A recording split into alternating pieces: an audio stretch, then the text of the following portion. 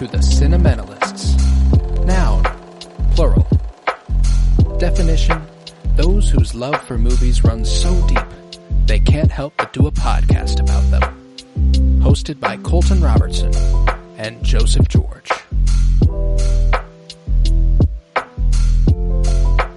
Hello everybody and welcome in to the Cinementalists, where today we begin a new month of coverage. It is February, which means it is Black History Month, and we are celebrating all month long with some incredible black filmmakers, starting with Cauleen Smith in the film DRYLONGSO. It was released on October 17th, 1998, written for the screen by Salim Akil and Cauleen Smith, again, directed by Cauleen Smith. I'm Colton Robertson. I'm joined by Joseph George. What's up, homie? Oh, what up, what up? Always a pleasure to be here. Oh, and it's always a pleasure to have you. DRYLONGSO is a movie that I watched for the first time about a year ago. Small one, nothing too crazy. Very, very independent, very, low budget. Basically DIY filmmaking, which I kind of love.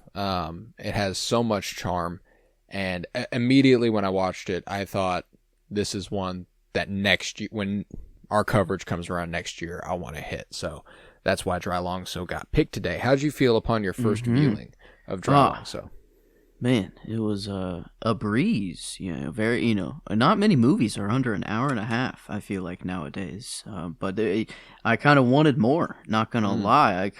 I wish it was a solid 2 hours, but no, it was still complete. I guess I don't want to give that idea off the bat that it doesn't feel complete. But the end, it gets me to cry. I think it starts with the mother. And the conversation on the couch of like, hey, can you cook for my exhibit? And then it was like, and then they hug, and I was like, oh shit. So I think it kind of started there, and then like everyone coming out, even the crazy lady at the end, just eating from a plate. Who knows if she just waited for everyone to leave, got a plate, or if she actually came around. She's still she's participating in the community regardless, and I think that's I think there's a certain level where they speak to the, I don't know, there's a plethora of routes available at the time, and still to an extent in certain areas of the country for black people. You know what I'm saying? Like, this is there's a time and there's a era of movies, specifically black films from the 90s, like that really permeated pop culture, like Juice, Boys in the Hood. Like these movies, they speak to sort of this inevitability of, if you don't make it out, you die. And the idea that is a real experience for people in this country, which we consider to be intensely developed and evolved, and generally best world country in the world. Best country in the world, as self-proclaimed. But like Toby or not Toby,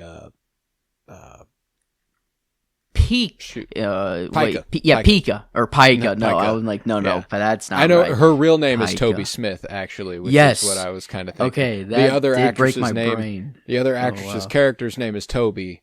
Her but Pika's real name is Toby, and then Toby is played by April Bennett. But she goes off listing that series of reasons why she's doing her project in photography class, and it's a bunch of statistics about black manhood, how they're becoming an extinct species. They're an endangered species. And she wants to take pictures of them to document their existence, which is heavy. Damn. And none of those statistics have changed all that much. You know what I'm saying? Like, it's they haven't evolved enough, and that's what makes this movie really, really fascinating for me, is that it's a, hopefully not always, but for the moment, timeless movie. This is nearing 30 years old. You know what I'm saying? Like, this is almost a 30-year-old movie, and the only difference between... The only thing that keeps this movie from being set now is cell phones. You know what I'm saying? Like, tangibly, there's nothing that happens in this movie that you wouldn't expect to be occurring somewhere now. You know what I'm saying? Yeah,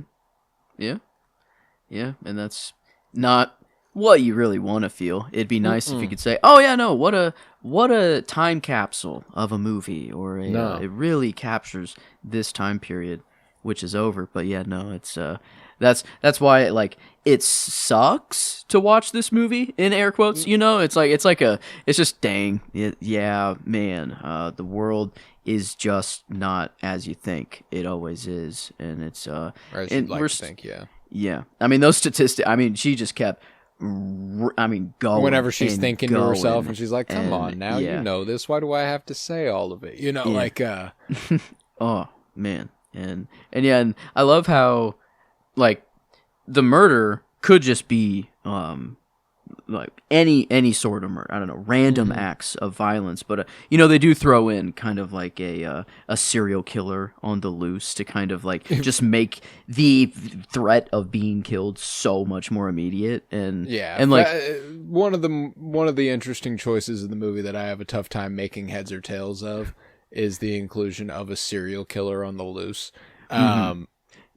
And then the reveal that the serial killer was Toby's boyfriend. Yeah. And she was always on the run, I guess. So I'm like, okay, I guess this is tracking. I also missed at the beginning, I heard that they said they alternate between boy, girl, boy, girl. But I didn't hear who was the last murder. I didn't know if it was a woman or a man. So I'm like, I don't know who's in danger. So anyone, it was just. I don't think they specify who the most recent victim is, and I think it is to kind of, and there's also this part of the movie whenever the dude tries to kill, tries to kill Pica, fails, and then kills Malik, right? Yeah. Well, at least at least we just find Malik dead. Yeah, the implication, I think. And see, and I don't know if that's the problem with including a serial murderer in your movie, or if it's kind of the genius where it's like, we have no idea if Malik was killed by a serial killer or was just a victim of violence, you know? I think it is more that he's a victim of violence, because earlier in the movie, he comes up and kind of is bruised, or I think he ran into the same tree for the third time. Yeah, it's like, okay, dude's not running into a tree. I feel like I don't know if he's just getting beat up, or it's just and he's just hiding the fact that something else is happening. And I feel like it's just these people is who I think, because I mean, I guess the serial killer, I don't know his MO. I don't know how he kills or whatever. If it is just I'm gonna get you, slasher. But he at least felt more random to me. I'm with you. But the immediate switching and wearing men's clothes, her justification of just people just don't even look at me. It's easy. I'm like, I mean, good. I like that was hit on, but that's not the reason you're doing it. You are just hiding from the serial killer, and I guess that's how I was thinking. It must be a girl. It must be a girl he's after next. And I guess, that makes sense if he does grab Pica. He does, but it could also make sense if he did kill Malik, and then it would switch back to he'd already killed Malik. I guess either way, I don't know who the previous murder was, but yeah, the serial killer thing I think was kind of I don't know, it just kind of the thing that really makes it the most interesting as a choice for me is deciding it's going to be Toby's boyfriend.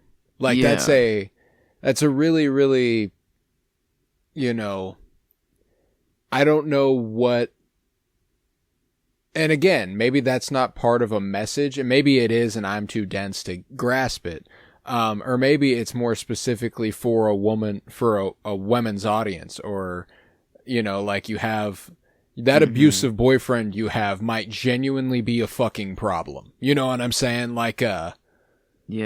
You know, you might not be the only one being victimized by this fucking guy. Get him out of your life.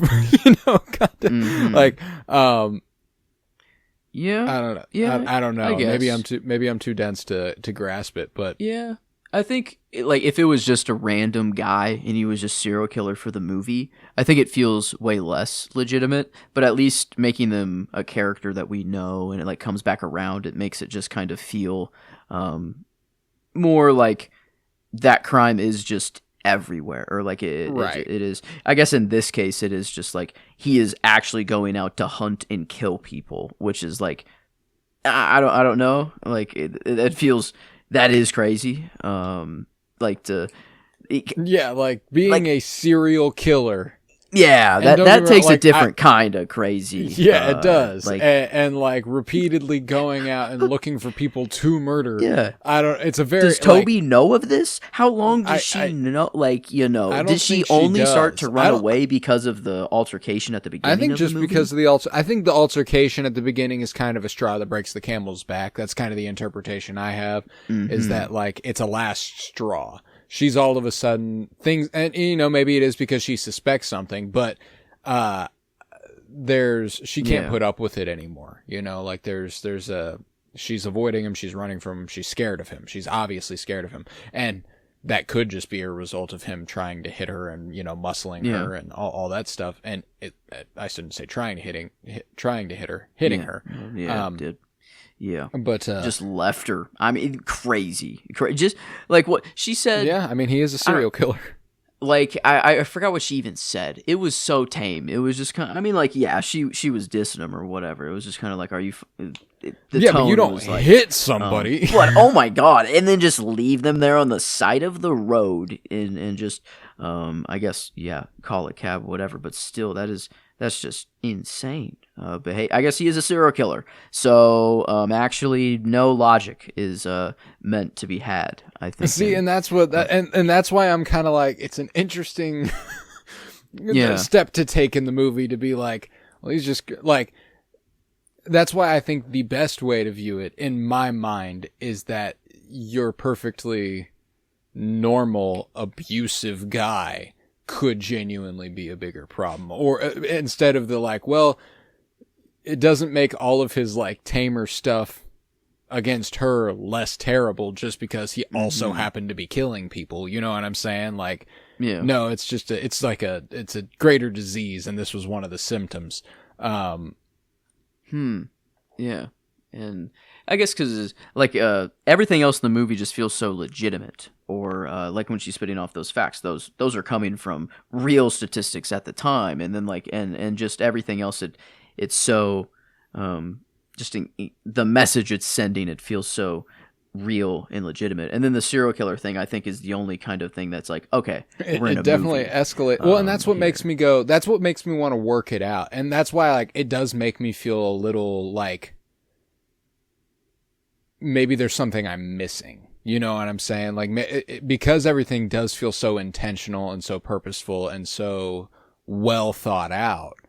The serial killer decision does make me kind of go, yeah, you're not trying to not say anything here. You know what I'm saying? Like there is a tangible point that I'm having a tough time grasping. Yeah, because only Malik's the only one to die, I guess. And then we just hear like on screen and we see him die, but we just hear of other people. And we hear a lot. We hear a lot of people, but we hear about a lot of people who have just died, not strictly were victims of the serial killer. Yeah. So it's not like they needed an excuse to like, okay, there's so much murder going on, we don't want it to just be random acts of violence every time. Let's introduce a serial killer. I don't think that's really it. It's like no, it's I can't imagine it is. Yeah, it because I don't know. Everything else just does feel so.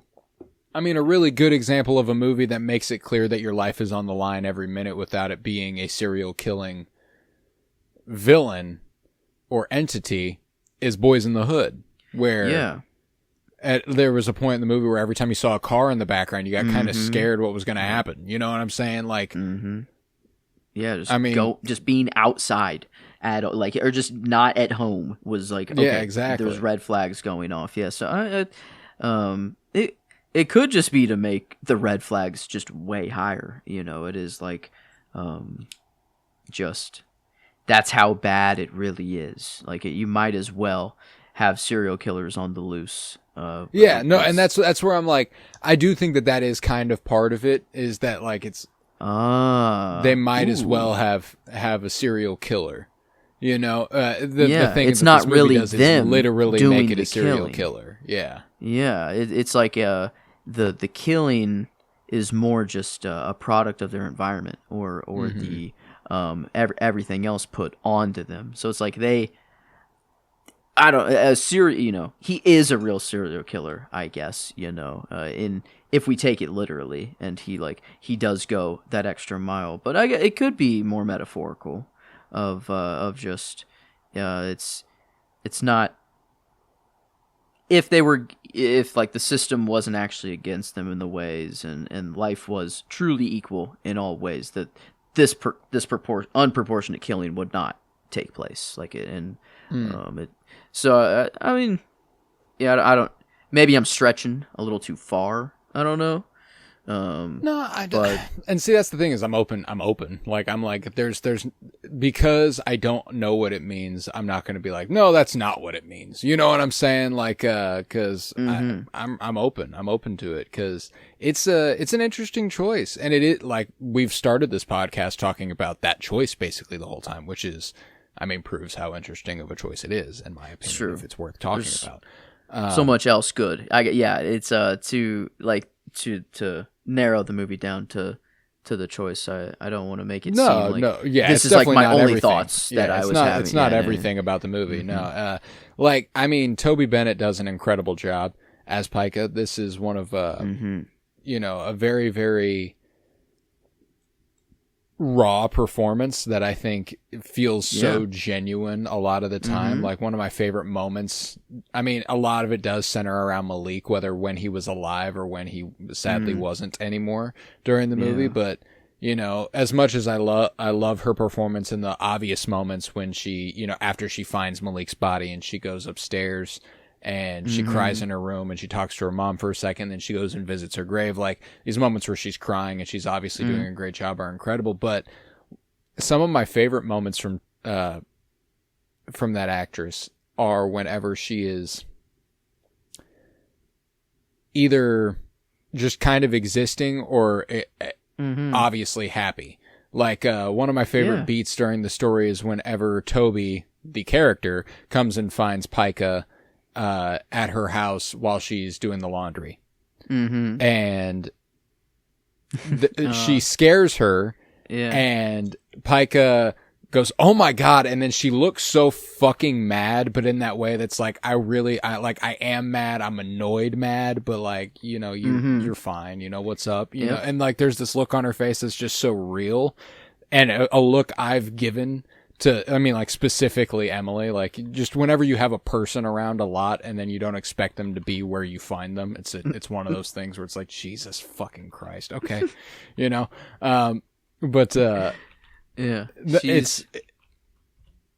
She's great. And then obviously the scenes with Malik when he is alive, she has a different glow about her that I think really, really plays well. Like, when they're reading the tarot cards, or when she takes Toby to meet him while he's selling the shirts and all that good stuff. Like, they just, I mean, incredible chemistry. Yeah. She just exists as, I think, giving everyone the benefit of the doubt as well. Like, I think there's a guy, she takes the picture of him, but like, I think he comes up kind of eyeing her bag first, and kind of I don't know if that was the idea, that he was just trying to distract to take her bag, but she just is like, "Hey, you know what's going on, and can I take your picture?" And it was just so nice that, like, then he just didn't even think about stealing her, you know. It's like, oh, that's just not even in the cards anymore. I can't, you know. She's just so nice, well, and yeah, like, she's humanizing, you know. Like, Toby makes a point during the movie talking about white people, where again, going back to the part that you're speaking about, earlier, whenever she's describing why she's wearing the men's clothes. Mm-hmm. And, she says, it used to be that people wouldn't even look my way when I was walking down the street. They would bump into me and then blame me for it. Mm-hmm. And then, now they literally cross the street. They're afraid of me. Mm-hmm. So either as a black person existing in a white person's space, or existing in your own space and a white person enters your space, you are either automatically a threat or you are something to be treaded upon. And whenever whenever Pika decides you're all my equals, there's a deeply endearing and humanizing thing in that. And that's why I think Malik obviously sees in her. I love the Islamic brothers, Muhammad and those three who are like, nah, we're just down to ride, I love those deep guys. Yeah, they're like, oh, deep message. And then they just stuck around. They were just there. Yeah, we'll hang out. There. Yeah, whatever you need, I got you. Yeah, no, I love that. You can say whatever you want to say from right there, dog. He didn't even threaten him. He didn't even say I'm gonna beat your ass. He just said, say what you want to say. Right there, and to a serial killer. He got a serial killer to be like, he got scared and ran away. Never mind. Muhammad also mad fine. God damn, dude. That's a pretty. It's a lot of pretty people in this movie. April Bennett, the actress playing Toby, is gorgeous.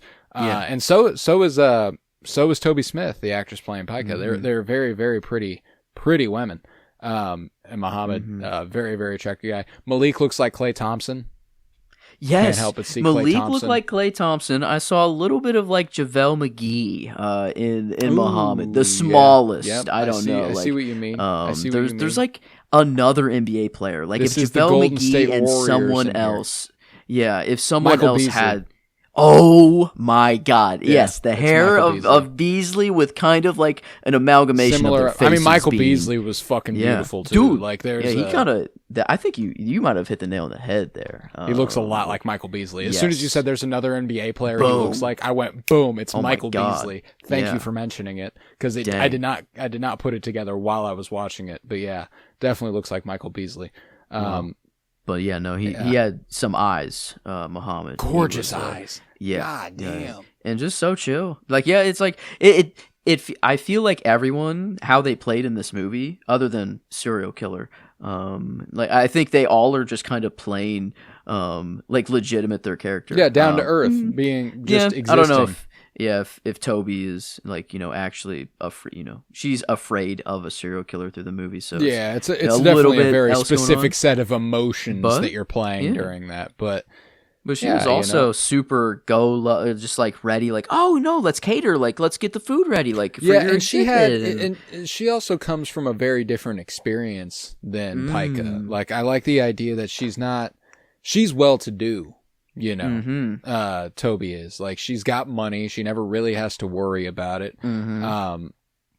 She's ready to provide. She's ready to nurture, because she has the money to do so, not because she has the instincts to do so, but because she's like, I can afford it, And don't get me wrong, like, she is still a very kind person. I don't want to be like, well, she's only kind because she has money. No, not by any stretch of the imagination. I don't want to say that, but, no, I love the way that Toby and Pika immediately click, and Toby finds a safe space with Pika, and Pika finds a safe space with Toby. I think it's a really, really, it's a beautiful dynamic. These ladies catch a body together. You know what I'm saying? Like they gotta plot their getaway from a murder together. Yeah, that's you know what true. I'm saying? Like that's true. That's a bond you don't break right there. Maybe that's why. It's like they murdered someone. The only way to make that okay is like, well, yeah, they murdered a serial killer. They actually are fucking heroes. See, I don't even think that would be a problem. If the guy's coming up and assaulting her, like, yeah, shoot his ass. Like you got a gun. Fuck it. I don't know. Maybe it does actually feel a little bit more of like, damn, it's black on black crime. Maybe that hits harder if it's actually not a serial killer and it's just like, dang, even them just defending themselves is becomes like a statistic. Another one. But yeah, it's I mean, they are both just so genuine people. Like, I think they both have this air of just like they're kind. existing so well together, and they were so opposite. They had that moment where they were like saying the exact opposite of like, man, my mom is never here and I just have all this money and like it does suck. Like, I wish I did have a mother here. And then Pike is like, well, yeah, I love my mom, but like, man, home is kind of not exactly the coziest, and like she's constantly getting, her mom's going in her room all the time, and she's paying rent, I mean, dang, like it's a really interesting situation, and I think that they do a really compelling, balanced portrayal of her mom, where like you're loving. Almost set. Like, you're almost set up to not like her, like because Pika has beef, and because it seems like she's there, but she doesn't seem present, and she's having parties and all this. But like also, there's this other side of it where she is evidently a single mom. Her daughter is a college student. There's not really an implication that this is an ongoing or has been an ongoing thing throughout her life. It's just that this is something that is happening. I don't know. Like, it's I think it's an interesting space to kind of frame the mother in and kind of be like, I don't know, she's human too, and every time that her daughter needs her, and I say that with all caps, because if she just kind of needs her, it doesn't seem like she's going to let her do her thing. But, when Malik died, and when she cooked for the exhibition and stuff, like it's like, she's there when she needs her. And I think, is that the bare minimum?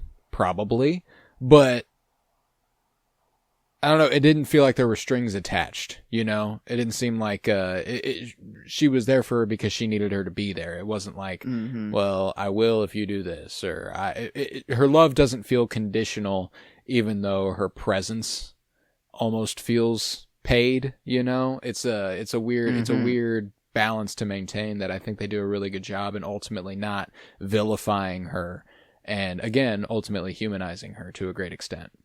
I think Pika just kind of she's very independent, or wants her space. I think more of like a respect thing. It's not like that she hates her mother for it. It's just kind of like, I'm paying rent here, I expect the same, treatment, or just like a higher level of respect, and like I think she's just kind of rebellious, or a little more rebellious. She knows she's got a talent though, she's confident. She's kind of slacking in class, or kind of going off on another student, and she's like, not actually turning anything really in, just kind of doing her thing on the side.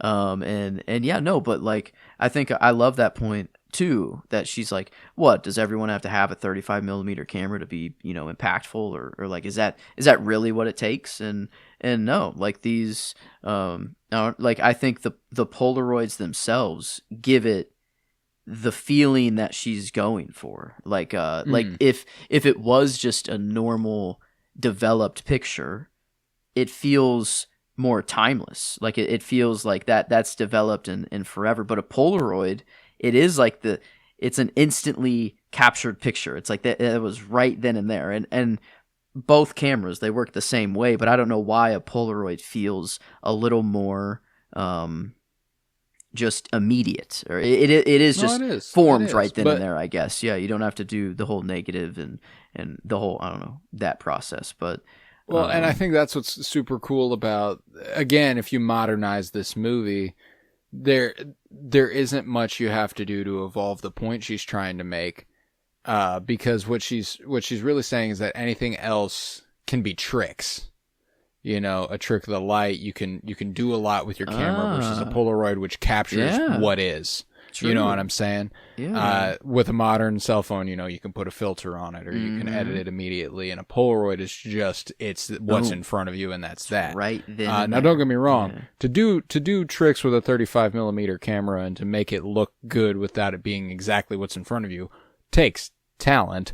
It's not it's not exactly just like anybody's gonna make it look easy. No, like it's photography's not easy.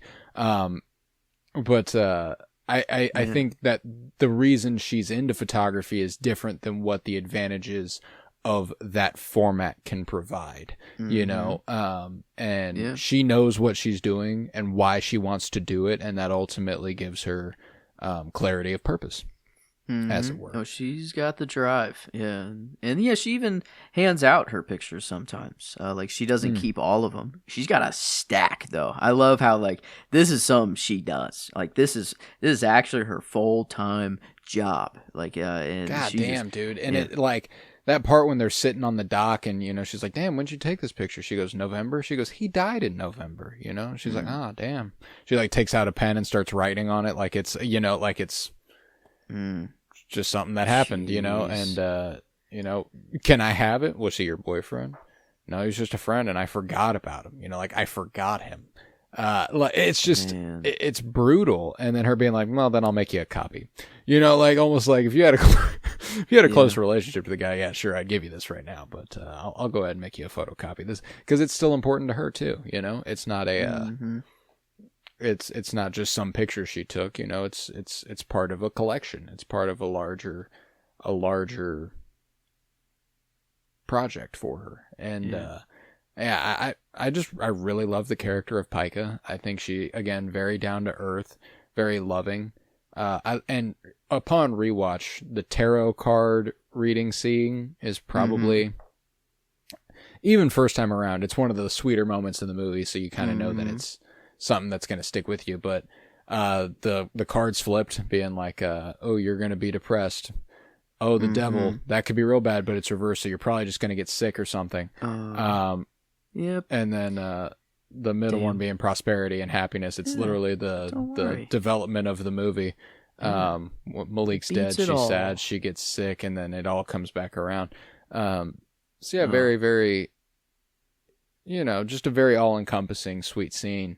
Again, between Malik and Pica. Just and gorgeous.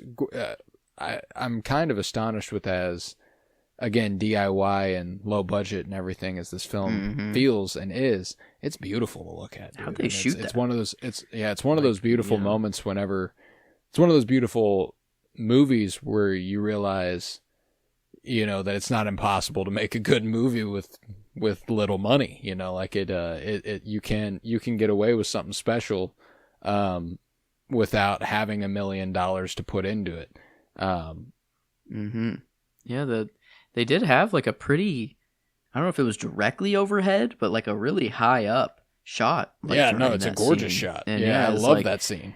I wonder, just really tall ladder. Like, what, I don't know. It's actually, okay. There is a picture of it. Oh, wow. Yeah, no, it did. I don't know why. It seemed like it was so much higher up, like while watching. No, yeah, it is. It is kind of at an angle though. Wow. But yeah, no, it was like, I never had any problems with the visuals. And like there even were times where like it kind of like transitions from scenes, and there was one where it like panned right of like a Polaroid against something and then panned left just to see, and it's just like, dang, like that's another human. The other incredibly rich thing about movies is that I'm calling this like a low budget, cheap movie, proof that you can do a lot with a little, and all that good stuff.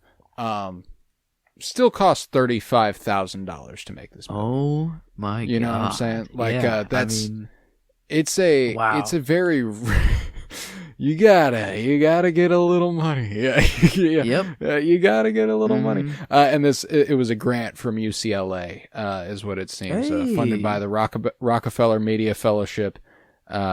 That's actually kind of cool. It was the budget was partially depleted by personal expenses and UCLA Film School costs prior to production. So the literal filming of the movie cost less than $35,000, but everything, including it, Wow.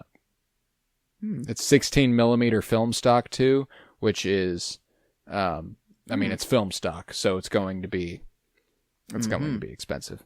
Yeah, and if you got another take, damn, that's no easy SD card. Hit the delete button, or no, that's there, for good.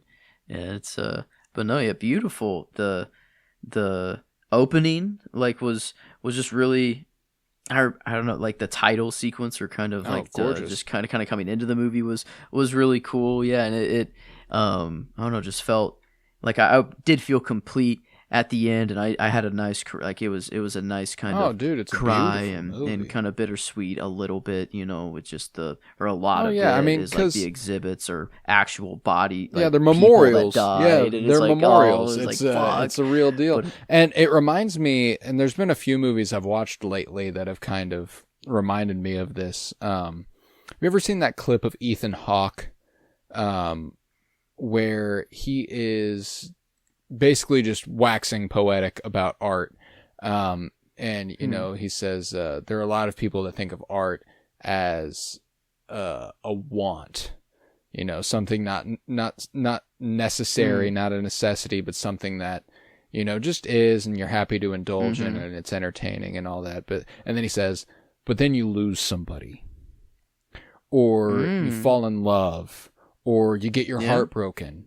And all of a sudden you're searching for someone somewhere that's felt the same thing you have, and where you find it is in a song, or you find it in a movie. And he says at that point, art becomes sustenance. And the concept of art as sustenance has been something that has always kind of existed to me, but to hear it so concisely put again by Ethan Hawke was something that really stuck with me. And it's this, and Hamnet is the other movie that recently made me feel like, oh God, that's what he's talking about. Because, like this movie truly does treat art as sustenance. It's a means to remember and to bond the community. Like it exists so that it brings people together, to not let go of those, to not forget, like that, as Toby says on that doc, where she's like, he was a friend and I forgot him, I forgot about him, but this photo reminded me. Boom. And now I'm back, and now I want it. I don't want to forget. And this memorial, the kid who comes up and asks her, can you build one of him? Like that's, God damn, that's heavy. And it's so casually handled and so casually discussed that it does, again, feel like an everyday occurrence. DRYLONGSO. Yeah. It's so heartbreaking, but like how just on it, like, I don't know what it is, but I saw it's a commercial for something, and I don't know what it is, but it's just a community having food together, right? It's just kind of like a girl puts food on a young girl's plate, and the young girl was all mad before, and then she was happy, and then like it was a football commercial. It made me cry out of nowhere, and I'm like, what the fuck is going on? Anytime I just see a group of people eating food together and just talking and having smiles on their face, that's one of the best feelings that there is just like seeing people come together for anything. It doesn't have to be remotely meaningful, but then whenever it's this stacked on top, and it's like, they're basically going to like a funeral, and it's like, it's there's so much else there. And it's like, I love a good old just that food looked so good. I mean, good. The greens, dude. I mean, I need me those collard greens. God. Oh my God. Yeah. So I mean, my mouth was watering and my eyes were watering. It was there was a lot going on at the end there. But it's a special. And again, it's just a special movie, and far and away the least expensive movie out of the 4 we'll cover this month. All the other movies do have a much larger budget. I'd be willing to bet some people in those movies got paid that much to be in it. Dang, that's crazy. Yeah, that's nuts, but probably very true. Yeah, I mean, I can't imagine Janet Jackson and Tupac Shakur in '93 weren't getting a fucking paycheck to be in a movie like Poetic Justice. Let's see. We brought up Boys in the Hood several times. Next week we will be covering Poetic Justice, which is the follow-up to Boys in the Hood by director John Singleton. Yeah, his sophomore film. Tupac got paid $75,000. That's what I was going to say. So damn, I believe it. I believe it. That is insane. But yeah, no, it's gonna be cool. Very, very good variety. Again, you've been, I don't know, a very good slate. That's kind of the aim this year for me. Was, I feel like last year, 2025, we had a lot of fun. We did a lot of bouncing around, and but we got not, I don't want to say bogged down, because I enjoy franchise coverage, but we spent 15 weeks out of the year covering 2 franchises. You know what I'm saying? Like, that's a lot of the year. That's a lot of the year. I don't strictly want to dive back into that realm. So, and again, such long-term commitments there. It was Mission Impossible 8 movies and the Alien franchise 7 movies. Yeah. And then we covered Alien Earth on Geek With Me, so it was like we spent a lot of time with the Alien franchise. This is true. And yeah, we were very themed as well coming off. And I feel like I don't know, even though we are still theming or having some themes. Yeah, it's a little bit more in the cinema surprise vein, where you do get a lot of variety. It's just like, what's one thing that binds these movies? Okay, let's follow that. Like, not strictly like, it's the same movie and the same movie, different universe, or same universe, different movie. It's just, I love this kind of thing. And this is one of the Black History Month here in February will bring us a lot of variety creatively. But again, as it is steeped in Black American culture, we will be dealing with a lot of the same themes that we deal with in DRYLONGSO, because that's just a fact of existence, specifically considering 3 of the 4 movies we are discussing are from a 10-year period, 89, 93, and then this one, 98. So this is actually the latest one in that triplet of movies, trilogy of movies. But it's nice to, most people probably don't even know of this movie. It's so little, and just the fact that we could throw it in here and kind of like. That's why I can't emphasize enough. You gotta get different streaming services. Like, I know that, like, obviously you want HBO Max, you want Disney Plus, you want Netflix. They're the big ones. They've got everything. Oh, buddy, there's some fucking gems on Tubi. Like, there's some hidden gems on fucking Plex. You know what I'm saying? Like, you want some good shit, you want some classic shit, hit the Criterion channel, for the love of God. Yeah.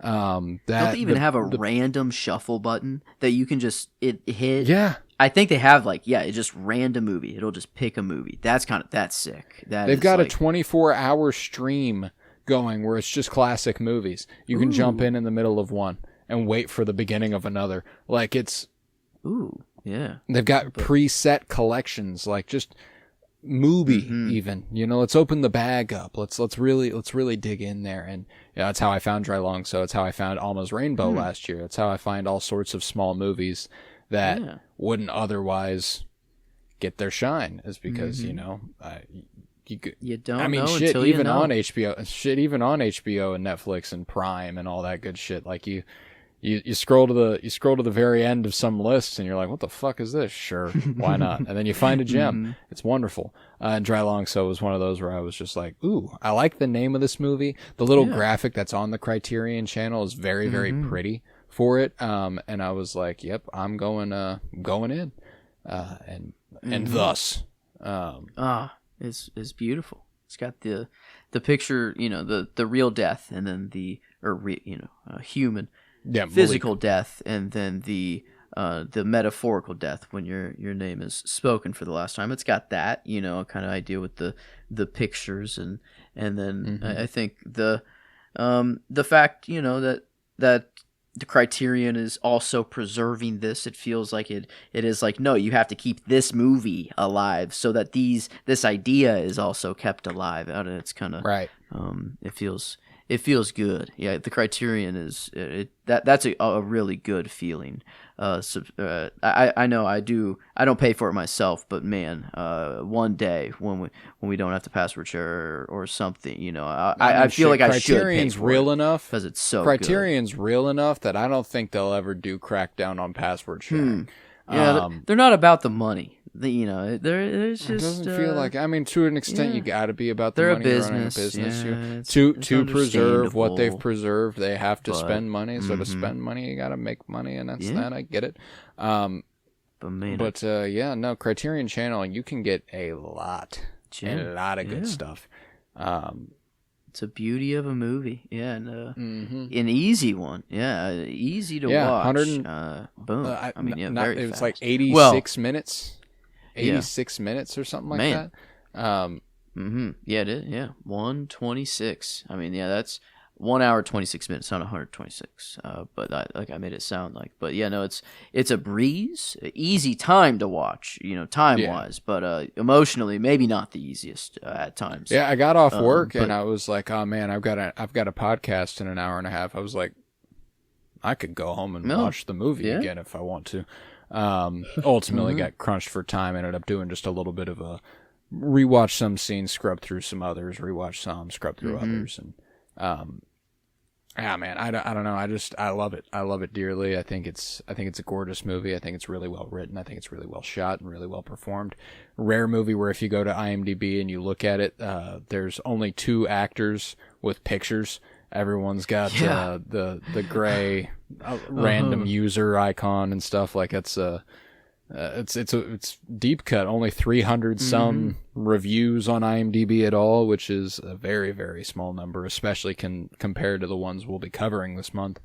But I love spotlighting a movie like this every once in a while. And I hope that it led someone to a first viewing that they happen to love. I've never talked to anybody I've ever talked to online or otherwise where I'm like, DRYLONGSO, and they're like, DRYLONGSO. I'm like, you're my fucking dude. I'm like, you already know. I fuck with it's you. I'm like, I fuck with Yeah. you. Yeah, they ball. Good. Not a litmus test because it's not like, oh, obviously, if you don't know this, you don't know ball. No, but it's a good indicator. It's a good indicator of whether or not you do know ball, or if you've been given the opportunity to know ball. Hey, you gave me the opportunity, so you already got one. Happy to. You led me to a to first oblige. viewing, and boom, I can say it was very much. Do we got a month full of first viewings for you? Do we have so far this year 2 months worth of? Oh wait, no, Titanic and Past Lives. I forgot that we kicked off. We kicked off the year with a couple of ones that were rewatches for you. But since Wild at Heart, has it been first viewing? It has, and this whole month will be.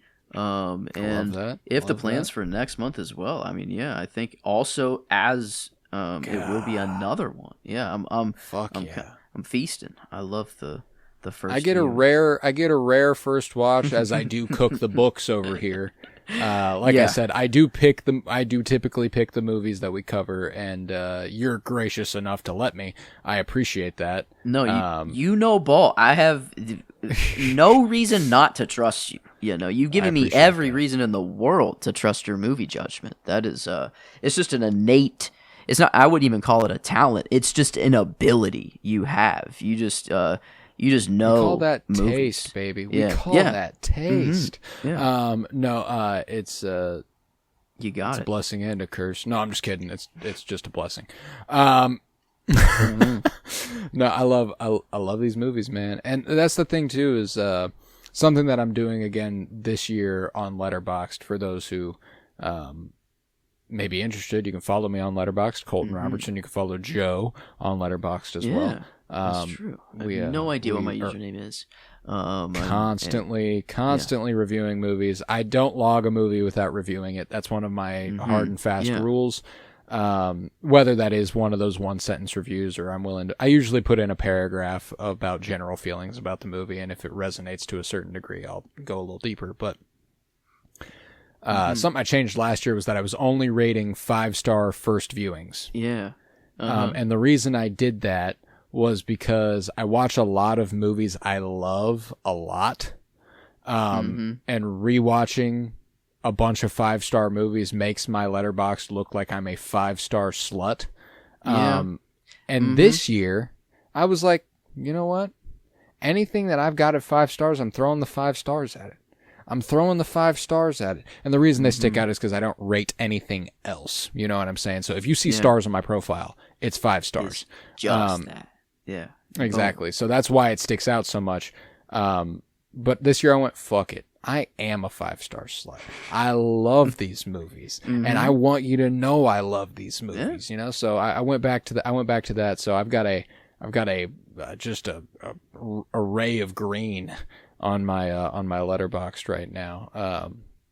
At the start of the year here, because it's been fun. It's been a lot of fun to watch a lot of movies I love, and DRYLONGSO, it's right there for me. It's right there for me. And here, before long, we're going to go ahead and rate that movie on a scale of 1 to 10. But in the meantime, I'll do a couple plugs.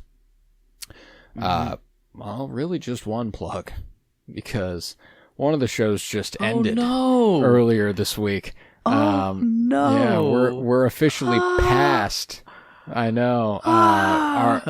We recorded this a while back, so it's been done for us for a while. But we did a Twin Peaks podcast called Fire Pod with me, friendly to the first-time viewer and the rewatcher alike. I rewatched it, Joe watched it for the first time, and we got all the way through every episode, the movie, the missing pieces, and then Season 3, The Return, week by week, episode by episode, from February 24th through February 2nd of this year. So it took a while, almost a year-long project, and we got it done just earlier this week.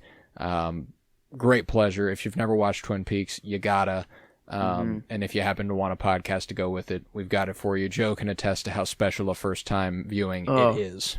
I wish I could have it again. I've said before that I wish I could have the superpower of forgetting what memory, like choosing selective memory. Yeah. Yes, and it was for Interstellar. Before was like the main reason, and now there's a rival. It is like, I don't know which one I'd rather experience first, because Interstellar, it is so good, but it's only one movie and that's it. But Peaks was, oh my god, it's only 2 hours and it's only 2.5 hours. I get that. Yeah. 2.5 episodes of The Return, and there's 18 of those. Yeah.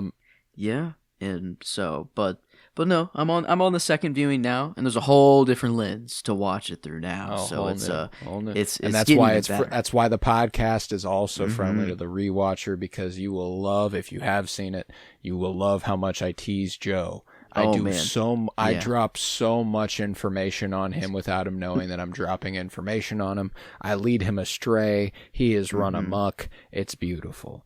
I spit some stupid ass theories too, like that. I think that'd be so it's so nice that I can go back and see what I was thinking every episode, and how far off I was. But man, wow, yeah, it's weird. Yeah, like it was over already. We have closed it up, but knowing that just in time of release now, it is like there's no more plug. It is like actually kind of over. I probably will be plugging it for a little bit, but there will come. I wonder when the last podcast I wonder when it happens where I just let it go and I don't mention it anymore, because it's been habitual for a while. Yeah. Specifically here on the Cinementalists, because we don't do Geek With Me as regularly, so it's just yeah, it's weird. Wow. It is strange. It's a strange feeling, but it's not our only other show. We also do Geek With Me, as I mentioned. And right now we're in the midst of A Night of the Seven Kingdoms, which is ongoing. Yes. We're talking about that pretty weekly. Wonder Man just came out. I'm loving it. I'm almost done with it. I'm almost done with it, and I didn't think I would breeze through it like I did. I just couldn't put it down, and it's been a while since a Marvel show did that to me, so I'm excited to talk about it on Geek With Me. And then Daredevil Born Again's around the corner. Darth Maul, the Shadow Lord, is around the corner. We've got a lot to look forward to on Geek With Me, and it's not stopping anytime soon, not slowing down, especially since FirePod With Me concluded. And things here are not stopping either. I mentioned a lot of the other stuff that we've got coming up. DRYLONGSO was today, but on Valentine's Day, next Saturday, we'll be discussing Poetic Justice, starring Tupac and Janet Jackson, the John Singleton movie. Very excited for that. The week after that, we'll be doing Do the Right Thing from Spike Lee, obviously a legend. If you're talking great black filmmakers, you are never not going to mention Spike Lee. And then we are going to top the month off with Nickel Boys, a Best Picture nominee that for me was the pick for last year. I wish for the life of me it would have won Best Picture, but it wasn't gonna, and that's okay. I mean, it's not okay. It should have, but it's it is what it is. I've learned to accept that, which I cannot change. We'll give love it Nickel flowers. Boys though. Yeah. We'll be giving it flowers. Ramel Ross just cooked with that movie, so I'm very, very excited. We hope you enjoyed this episode. We hope you come on back. In the meantime, let's rate this movie on a scale of 1 to 10. As and while we rate this movie, take the opportunity to scroll to the bottom of Apple Podcasts or the top of Spotify or whatever and leave a 5-star rate and review wherever you might be listening. Download the episode. So go ahead and do that. We're going to be rating this episode. It's rate and review time for us and for the listener. That's how I'm going to sell this from now. The Uno number. All things considered, all those feelings you've got to put on a scale of 1 to 10. You can even use 0.25 intervals because I care about you. Wow. Okay. Yes. I'm thinking. I am somewhere in the 8s, I believe. In its high 8. I think the 8.75 felt good. 9 just felt a little too high. I don't know why. But there was just some hesitation. And I guess wherever there's hesitation, I go with just what feels more guttural. And the good old 8.75 just felt what jumped out at me. That's where you're drawn, and I respect it. I kind of get it. I can't say that a 9 out of 10 is a very, very it's a great movie. That's a highly rated movie. That's what we gave. That's what I gave Frankenstein, I guess, as the most recent 9. Then that makes this an easy 8.75 in my opinion. Okay. I tend to agree with that. I think that as much as I love the way it makes me feel, and it makes me feel in abundance, I think it's really well performed. I think it's beautiful to look at. We started the episode out with a lot of questions that I don't feel like I strictly did get answered, or that I feel again, and I do think it's a me thing. I don't strictly think it's a movie thing, but everything else was tied up in a bow. Perfect. The serial killer thing is really the only thing that's kind of like very interesting thread to pull, and one that I think does just one of those any choice that makes you furl your brow and go it's like, okay, that's always going to make sometimes that's a good thing, sometimes it's a not so good thing. Here I can't really decide how I feel about it. And therein, I still feel very good about the movie. Very, very good about the movie. But it does prevent it from going any higher than that on the Cinementalists for me. Yeah. And it is really just in relative terms with all the rest of the movies. I did give it a nice 4.5 on Letterboxd, so I guess that would be up to a 9. I briefly threw it the 5. Threw it the 5, and then I took it down. Because it's a gut feeling. When I'm in the throes of passion. You just know that sounds sexual, but I just mean it's what movies are. The brain's way of having sex, I think, or the heart and brain having sex together. Something's happening there. Is the version of that. Oh, yeah, wait, let's just cut out the middleman. I guess somebody could say that's that. true. It's a really stellar movie, and it does make me feel a lot. And yeah, it's one that I will never stop recommending, and I think that has incredible value. So, DRYLONGSO, our first step in Black History Month, is now behind us. We will be moving on next week to Poetic Justice, and I'm very, very excited. But with that, I was Colton Robertson. I was joined by Joseph George. Thank you very much, homie. Oh, thank you for having me. It is always a pleasure to be here, homie. Oh, it's always a pleasure to have you. And remember, love and care for your community, and fuck ICE.